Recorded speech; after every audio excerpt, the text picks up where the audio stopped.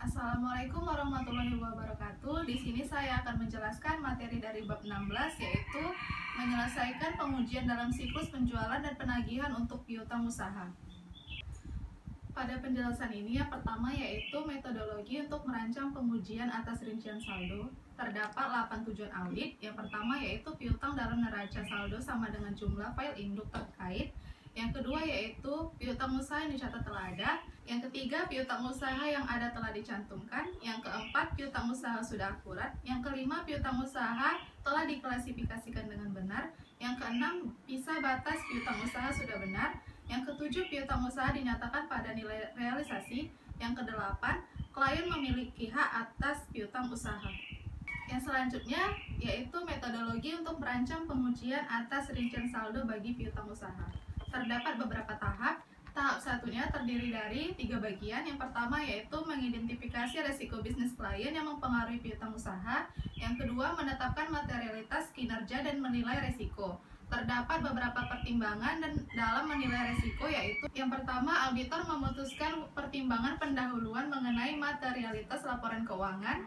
Yang kedua, mengalokasikan jumlah pertimbangan pendahuluan ke setiap akun neraca.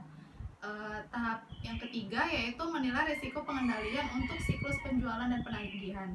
Dalam hal ini, auditor harus mempertimbangkan 3 aspek pengendalian internal, yaitu yang pertama, pengendalian yang mencegah atau mendeteksi penggelapan.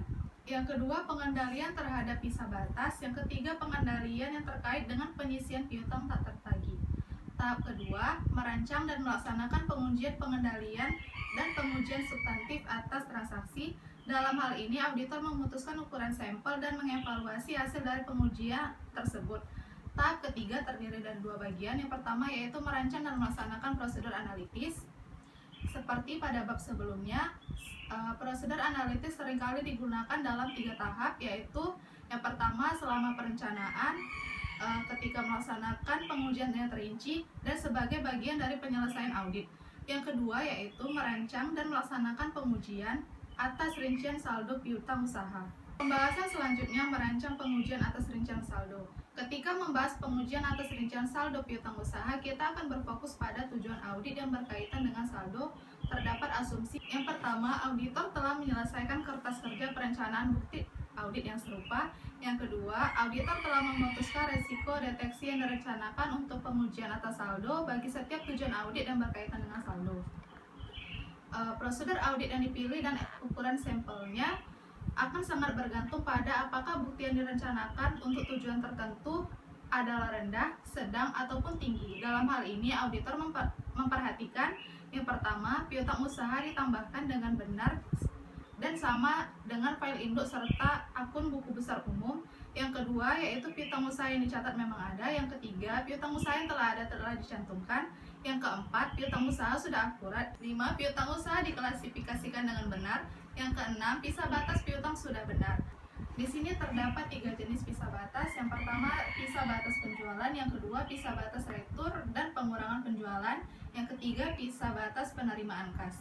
Yang ketujuh, piutang usaha dinyatakan pada nilai yang sudah direalisasi. Yang kedelapan, klien memiliki hak atas piutang. Yang kesembilan, penyajian dan pengungkapan piutang usaha telah dinyatakan dengan benar. Pembahasan selanjutnya adalah konfirmasi piutang usaha.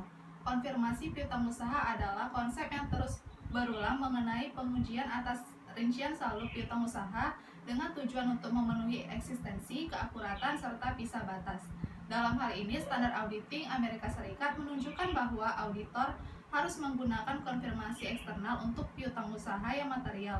Konfirmasi mungkin tidak tepat dalam situasi yang pertama, auditor mempertimbangkan konfirmasi bukti yang tidak efektif karena tingkat responnya kemungkinan tidak akan memadai atau tidak dapat diandalkan. Yang kedua, gabungan tingkat resiko inheren dan resiko pengendalian adalah rendah dan bukti substantif lainnya dapat diakumulasikan untuk menyediakan bukti yang mencukupi.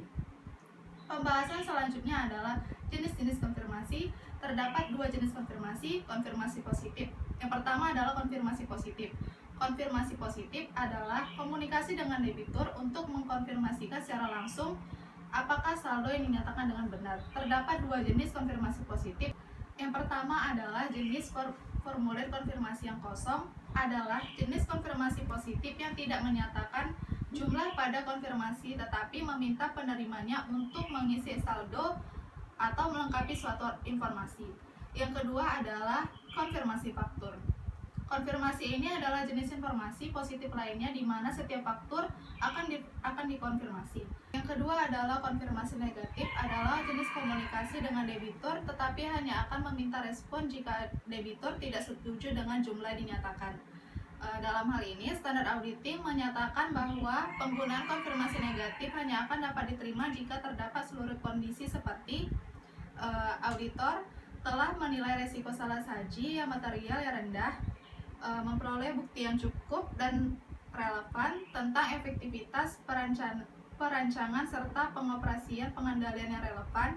Yang kedua, populasi item yang terkena prosedur konfirmasi negatif terdiri dari sejumlah besar saldo ke akun, transaksi, atau pos-pos lainnya yang bernilai kecil dan homogen.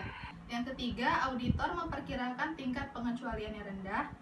Yang keempat, auditor yakin bahwa penerima permintaan konfirmasi negatif akan memberikan pertimbangan yang masuk akal.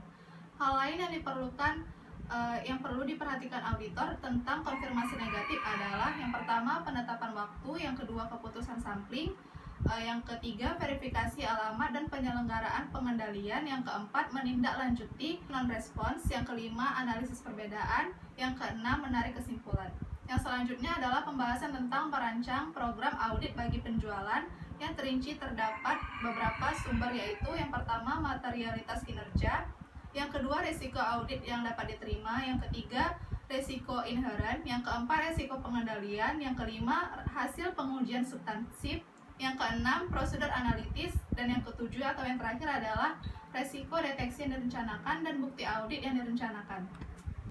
Demikianlah penjelasan yang bisa saya sampaikan. Apabila ada kesalahan ataupun kurangnya penjelasan, saya mohon maaf. Terima kasih. Assalamualaikum warahmatullahi wabarakatuh.